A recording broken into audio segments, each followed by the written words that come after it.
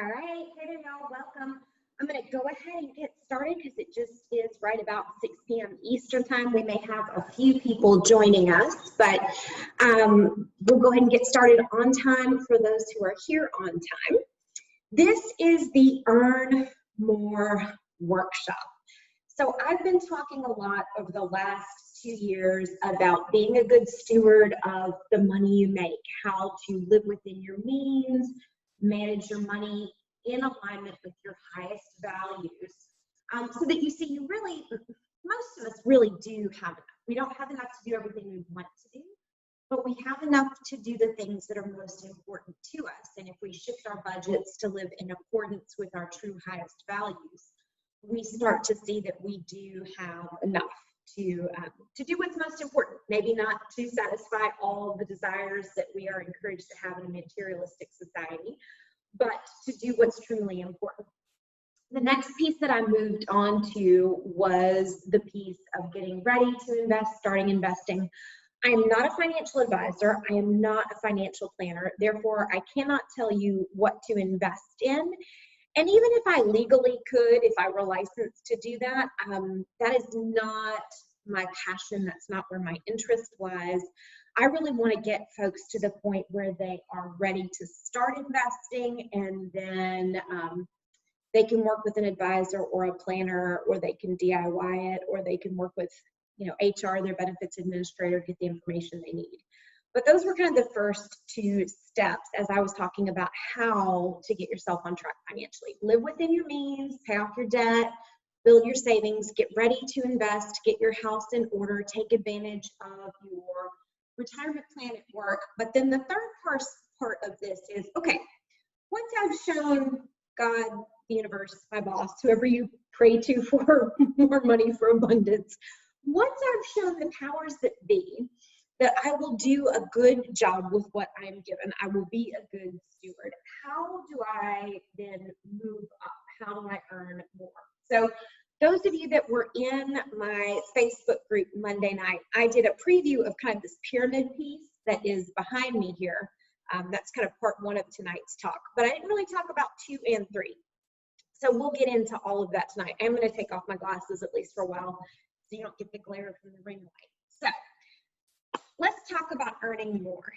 So how do we determine in modern American society how much money people make? There's really kind of 2 main divisions of labor in the workforce. The bottom tier, most of us kind of recognize, at least in terms of salary. This has nothing to do with human worth. This has to do with market worth. The kind of lowest tier of our society would be people, I guess the lowest tier is people that are unemployed, that need financial assistance. But out of those who are working, usually the people who make the least money are unskilled manual labor. So if you dig ditches, if you mow lawns, unfortunately, a lot of times people in these situations may or may not have a high school diploma, may or may not have a GED, and they may be competing with folks that are undocumented. So this is kind of the bottom tier of the workforce, of the salary scale, of the pay scale, and you're literally competing with people that don't even speak English. So not everybody would do this kind of work, but literally any able-bodied, fairly sane, fairly stable person could theoretically do this kind of work. So because it's the easiest to replace, it pays the lowest. So if you want to move up from that tier to the next tier up, you start moving into skilled manual labor. And the best way to do this, a lot of times it's after work hours, some sort of training, education, going back to school, going for a certificate program. Oh, there we go. We've got somebody joining us. But that's kind of the bottom tier. Hey there, Kay. So that's kind of the bottom tier, is that unskilled labor and then moving up to skilled labor. The next tier up beyond that is sort of the post-college unskilled labor. And these are folks that are working in a college environment. Hey there, Kay, I'm recording, so I'm not going to visit too long, but I just wanted to say hey. So these are the folks that have probably a college degree working in a professional or an office environment. So how do you move up from sort of the bottom tier in the office to the next tier up? A lot of it has to do with experience, which often comes with time. It may also have to do with getting an advanced degree. If you go back to school for an MBA, if you go get some sort of certificate, say a project management certification. Let me see if I can make my video big so I can see myself. There we go, right. So if you're within an office environment, you probably have a college degree. How do you move up from sort of that unskilled professional level to a skilled professional level? Could be experience, could be some sort of certificate program, could be some sort of advanced degree, could just be experience being on the right projects.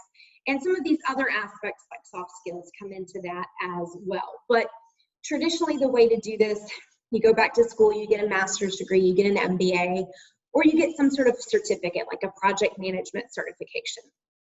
So that's how you kind of move up from a regular college grad in an office environment to more that higher paying, skilled, professional education level, right? So it could be a law degree, a business degree, it could be a doctor or a dentist, any kind of medical degree program. But usually the more difficult it is to get the qualification, the more you will be paid, because the harder it is for other people to do it, therefore the less competition there is. Right now, a great way to do this is looking at where the needs are, things like IT, not just general IT, but IT security. So for example, if you have a cybersecurity certificate, you've gone through some sort of cybersecurity certification, maybe you have secret clearance because you used to work in DC and your employer helped you get that. That can be a way to put you into that higher echelon. So that's kind of how it works for employees. And I think most people understand this. And I think it's also pretty easy, you know, kind of from that level looking down to understand how it works. The real mystery is kind of the top of the pyramid. And these are people like entrepreneurs, people that are bringing in new systems and really serving the needs of society. So what's really interesting about this pyramid is the people at the very bottom serve the next tier up, right? So if I'm a professional, maybe I'm a doctor, I have a BMW, and I go to the car mechanic and get my car work done. This tier kind of serves this tier. This tier tends to serve, you know, maybe everybody up. I might be working with an entrepreneur to help put contracts together for their new business. But the top tier serves the bottom two tiers, and maybe the people at the top as well. So again, people like Bill Gates. I talked about some of this on Monday, and I think Kay was there on Monday. If not, she may have seen the replay. So I will sort of refer you guys to that if you want to see more about this pyramid and how that works. I talked about that. But what I did not talk about very much is point number 2, which is this concept that I have of the upward spiral and the, put my hand where you can see it, the downward spiral, right? So there's an upward spiral and a downward spiral. And this is where we start moving from the sort of lines on the resume to the soft skills, things that are harder to observe. And if you're interested in these concepts, a great resource is the Life Coach School podcast with Brooke Castillo. She talks about the downward spiral as buffering, because when you're in the downward spiral, what you're doing is you're saying, right, all humans, all the ones that I've met, we all have pain. So depending upon what you believe, it might be something you brought in with you from a past life. If you don't believe in that, I think all of us believe in childhood trauma, because all of us have had something crazy happen to us as kids, whether it was some sort of parental abuse, or even if things were perfect in your household and in your family, maybe there was some bullying at school, something happened to everybody that I've met in childhood that they're still working to overcome. And even if you could find somebody who had the perfect childhood, they probably have some things that have been passed down through their family or through society at large. And these would be things like gender roles. There are a lot of shifts going on now between the generations about the appropriate role of women in the economy, in the workforce, in the household. And so those are the kind of things that can hold us back, even if you are an individual who had a perfect childhood and you don't believe in past lives, so they don't affect you. You are affected by society as a whole. So these things that we bring to the situation cause us a lot of pain, and we have to make a choice of, am I going to deal with my pain, or am I going to buffer? Am I going to push the pain away? So let's say I had a really crappy day at work today, and I don't want to think about work anymore. One of my favorite ways of buffering in the past, I liked a glass or two, or maybe a bottle of wine. And so if I had a really crappy day at work, even if it was working for myself, sometimes you still have crappy days at work. So if I had a crappy day at work, I'd come home and drink half a bottle or a bottle of wine, and all of a sudden I didn't care about my problems. There are a couple of challenges as you use those buffering techniques to deal with your pain. It does work in the short term, right? I would not be near so irritated about what happened at work that day if I had a glass or two of wine in me. But the problem is it pushes the problem off, right? So by hiding the problem, by pushing the problem away, it pushes the problem off to the future. And this directly parallels finance. What is credit card debt? It's creating a problem in the future so that you don't have to deal with discomfort today. I want the thing, I can't afford the thing, I'm gonna go ahead and buy the thing. It creates a problem for me in the future, but I'll worry about that in the future. So buffering is almost like credit card debt in that you have created a future problem for yourself. So not only do you not address the problem and resolve the problem, you push the problem up into the future. So you don't get financially smarter, you don't rise to the challenge, you just push it off. Now this is normal, this is human nature. I'm definitely not judging anyone, I still do it, right? This is the reason I got like my COVID-19 on me right now, or 15 or whatever it is. We all do this. This is kind of the way society has trained us to deal with our pain, is do something that makes you feel better in the moment, push the problem away. And like I said, the problem with that is that the problem gets bigger, and it will continue to get bigger until you deal with the root cause of it, because often those problems are whatever you believe in, God, the universe, fate, karma, just life, trying to get your attention. So if you have a health problem and you don't deal with it, it will get worse until you do eventually deal with it. So this sort of buffering process is this downward spiral. This is that relieve the pain part. So when I'm buffering, I'm relieving my pain, but I'm not solving the problem. So these are things like drugs, alcohol, shopping, gambling, sex, you know, weird sex, not weird sex, but sex that gets you into trouble. You know the kind of sex I'm talking about. All of us dated that one Scorpio guy. So, right, like complicated sex. Food, abusing food, and greed, right, getting obsessed with money in a negative way. All of those are buffering. They're trying to relieve the pain, trying to make yourself feel better in the short term, and get rich quick schemes fall into the same category. So these are where the sharks prowl in these waters. The sharks are there to tell you, I have a solution to your pain. I have an opportunity that's going to help you make millions of dollars overnight. All of these things are intending to make you feel better in the short term, but they just push away the actual problem and you actually end up feeling worse. So now, how does this relate to work performance? Well, it's kind of obvious, right? In terms of, right, out of these, the list of buffering things, some of them are socially acceptable, some are not.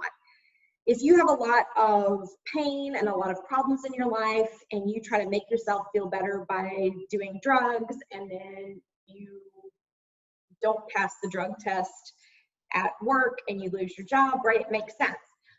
Some of the more socially acceptable things, it's harder to see the effects, but they are there. So let's say, right, like my buffering of choice right now is sugar. Right, so it's cookies, it's chocolate. This is going to be the next area I work on, but this is, kind of my crutch right now. So how does that affect me? Well, when I am, let's say maybe I'm going for a promotion. I am a skilled employee. I'm at sort of the top of the pyramid, and they're looking at me and one other employee. If I look like a hot mess and the other person looks like they have their life together, it can be totally subconscious, but the bias is, let's go with the person who looks like they have their life together, because this is who we want representing our company. This is who we want in terms of leadership. This is just a person who looks like they've got it all together. So these things do impact us, even in a traditional workplace. And again, it kind of makes sense, because if this is a symptom or a signal that I have pain I'm not dealing with in my life, that could surface at work. So on the one hand, it seems completely unfair. On the other hand, it makes sense. Anytime we show that we don't have it together, there's a legitimate concern from the employer that this could be a problem at work. So what is the opposite of the relieve my pain sort of short-term temporary solution? That is to actually improve the situation. And this is really where coaching comes in. I know I've been mostly talking about financial coaching, but coaching is coaching. And usually what happens, it's manifesting as a financial problem, but it's actually the symptoms are something else. The problem is never the problem. The problem the client comes in with is usually not the root cause. So when you decide, okay, instead of covering up my pain, I'm going to actually deal with the root cause, I'm going to work through the issue. Then you get things like, right, so that might come in terms of increasing your job skills, getting a degree or a diploma, some sort of certification. It might be self-education where you're doing studying or reading, learning about something that will make you more valuable at work or more valuable as a person. Mentoring, right? And this is, I talk about sharks and dolphins. So in the downward spiral, you have sharks. These are people that are trying to take advantage of you, people that are trying to rip you off. In the upward spiral, you have mentors, and these are dolphins, right? So either way, it's something kind of mysterious underwater with a fin, and it can be hard to tell them apart, but it really goes down to their intention, and people usually show their true colors after a while. So when I'm improving my situation, I need to look for mentors. So what should you look for from a mentor? You should look for somebody who is where you want to be. And I would say somebody who started off fairly similar to where you are. So, right, like my personal story, the people that I work with best are people that have a similar story to me. I got myself into a lot of credit card debt. I just didn't really have an understanding of saving or investing or any of that. I wasn't taught about any of it. And I had to really change my mindset and shift my perspective. So we downsized our house. We went down to, sold the truck, sold the SUV, went down to one used Honda, which we still own, and prioritized investing for retirement. Now, you don't have to get that extreme, but the idea is we have become millionaires and we are successful entrepreneurs. So if somebody is looking to grow their business, increase their net worth, you want to go with somebody like us who has been there and done it versus somebody who just talks a good game. So sharks versus dolphins. On this upward spiral, what else is on the upward spiral? Investing in relationships. And this can be hard to do because we tend to be very transactional in our society, very anonymous, and everybody's busy. Even now with the pandemic, we're not really supposed to be out and about. A lot of things have been canceled, yet somehow we are all, it seems like, super busy. So this is something, again, that's an area for me to work on and that I would encourage you all to think about as well. How can we invest in our relationships, build that support, and feel that support that's around us? Boring investments. Boring investments are on the upward spiral. These are things like getting the match if you have an employer 401k, setting up a SEP IRA if you're self-employed, investing in low-cost index funds that match the performance of the market. Anything that sounds too good to be true that's going to get you outsized returns. It's going to help you make up for time. This is probably shark, not dolphin. I know I talked to somebody the other day, and she may be totally sincere. She may have the best of intentions, but it set off all of my red flags. Somebody was talking about land banking, and that you could get 12% returns by buying undeveloped land. It's like, yeah, that's a hard one to pull on somebody that's lived in the country and somebody that's lived in the suburbs, because not every area that's about to blow up ever does blow up. So major red flags to me, and again, I don't know, the person might be right, but you know, anybody that's promising you great guaranteed returns, probably bad sign.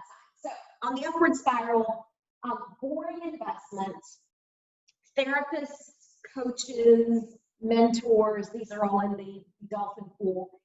And eventually it turns to service to others, right?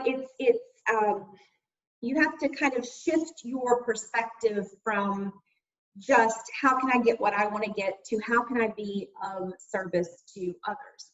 The relieve my pain side of the chart is really all about how can I feel better, how can I solve my problem short term.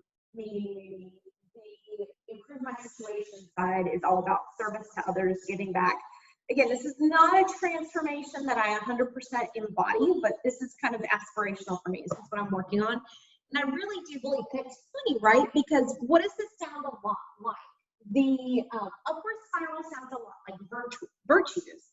The downward spiral sounds a lot like vices. And it's kind of disappointing, right? Like, on the one hand, it's cool. This is ancient wisdom. We sort of already know this. On the other hand, it's kind of like lame and boring. Who wants to, you know, like boring, judgmental, preachy Catholic, right? Like, it doesn't sound good at all. But some part of humanity, right? Like, humanity is pretty much the same as it has been for thousands of years. So on some level, we used to know this. I just don't know if we knew why we knew it and why it works. But this is my theory as to why it works is you can either push away the pain or you can deal with the pain. But long-term, dealing with the pain is the way to have personal growth and the way to even have more success in business, right? So 3 factors to help you earn more. Number 1, move up the ladder at work. Make sure you have an in-demand skill set. Number 2, sort of this continuous improvement, this internal work of working through your pain and improving your situation versus covering your pain up. And the 3rd piece is soft skills and mindset, which is kind of the same thing. And I will say, if you're interested in sort of the soft skills and mindset, if you're like, I think I do everything right, but I can't get promoted, I can't get ahead, this is a really good book. Framework for Understanding Poverty. Ruby Payne, I don't know if you can see that with the glare. Ruby Payne is the author.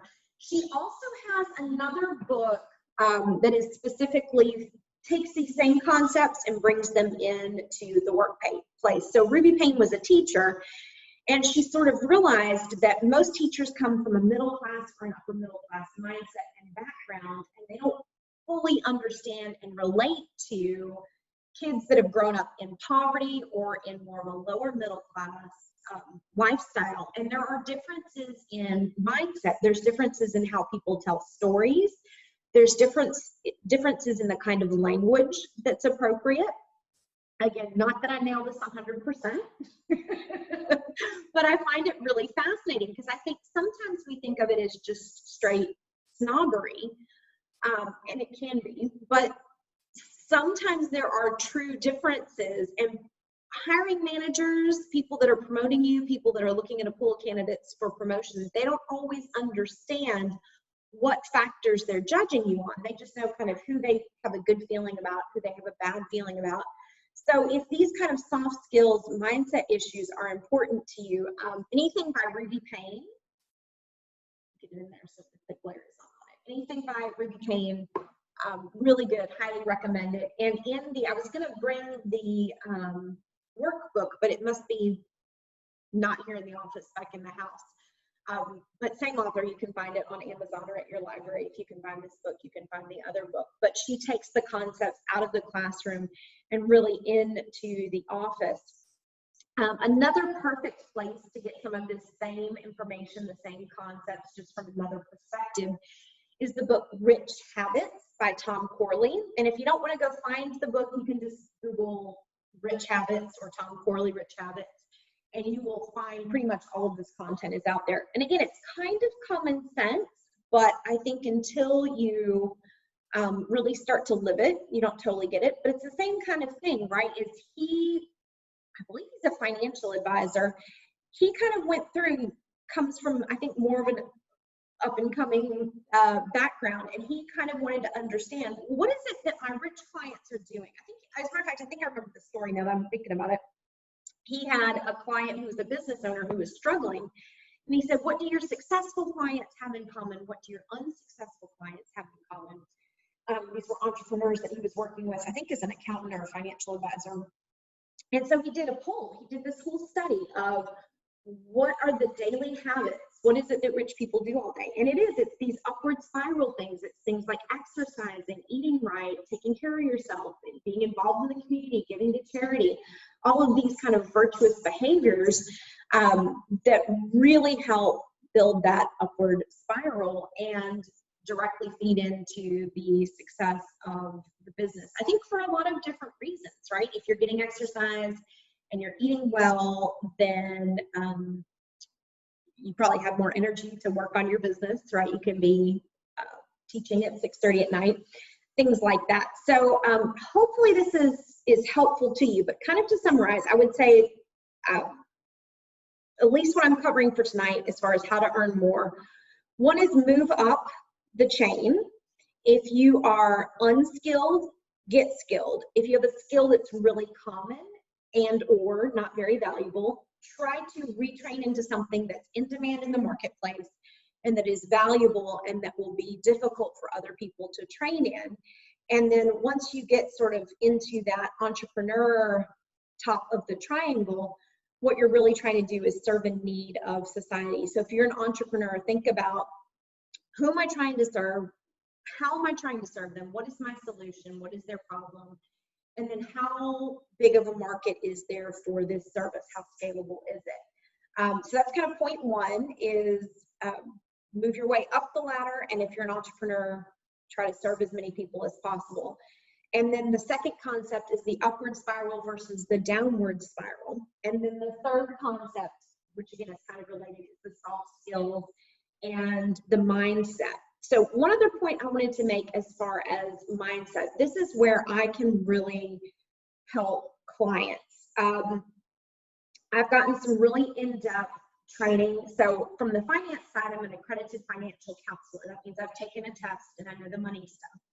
I'm also 2/3 of the way through qualifying to be a financial fitness coach, which means I have a lot of training on how to coach people to put together their action plan and then to help hold them accountable on their action plan. But the third piece of training that I've done, which I think is the most valuable, is this theta healing piece, which really helps dive deep into what are the underlying beliefs, right? Because it's great to tell people what to do, but I think health and wealth are very similar. Everybody kind of knows what to do. The real question is, why am I not doing it? And why can't I get myself to do what I think I should do in order to make more money and be more successful? So the theta healing piece, we really get trained to do intuitive coaching that gets to the root cause and the root limiting belief. If we can pull out, it's kind of like a Jenga stack, right? So if you've got a couple of top level beliefs, if we go down to the bottom level belief, we pull that belief out, we change it with something that is positive and will support you versus something that's negative and will kind of drag you down, then what naturally flows out of that will make so much more sense and be so much more helpful and so much more productive. And I think this is really important, right? Because again, health and wealth are very similar. So I can kind of white knuckle it and I can try to force myself to exercise, force myself to eat healthy. But if I hate it and I don't have a good attitude about it, eventually I will fall back, I'll backslide, things won't go well. But if I can shift my attitude and say, you know, actually, I kind of enjoy getting out in the morning before it gets too hot. The dog loves it. The dog loves to be out and to sniff all the things. And I like to go and kind of see what's going on in the neighborhood. Then I start to look forward to it and I enjoy it and I have a better attitude about it. And it's much easier for me to get that exercise in. And it's the same thing with wealth. As long as building wealth feels like sacrifice, like giving up. I can't have the fancy car. I can't have, you know, this new outfit.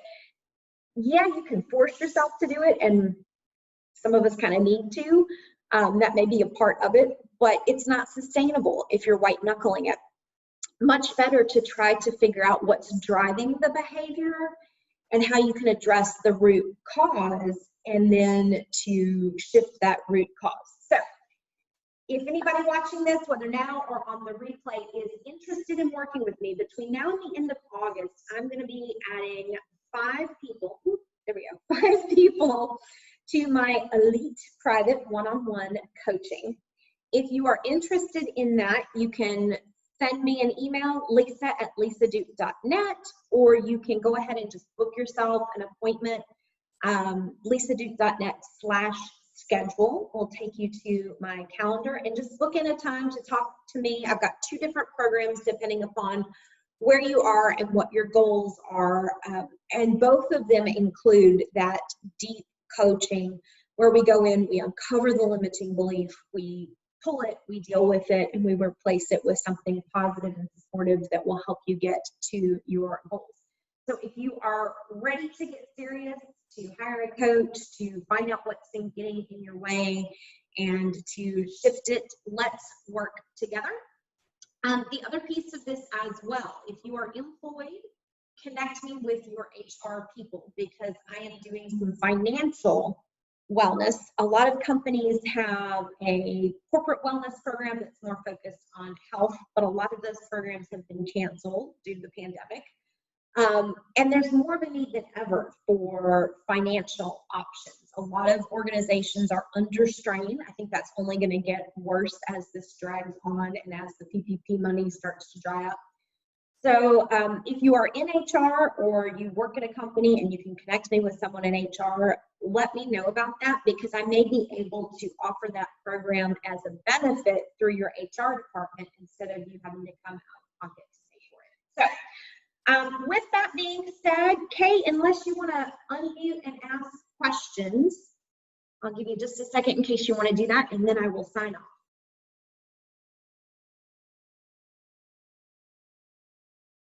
All right, cool beans. I will be back live in the Money Club on Facebook Monday at 6 p.m. Eastern, and then next Tuesday, a week from tonight, also at 6 p.m. Eastern, we're having Jerry Rodriguez come in. He is a lawyer. He's going to talk to us about getting ready to do real estate investing, what we should know.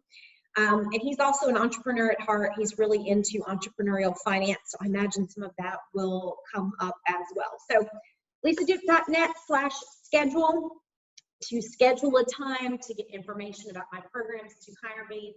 And then next Monday and Tuesday are the free programs, both at 6 p.m. Eastern. Have a good evening, and I will talk with y'all later. Bye.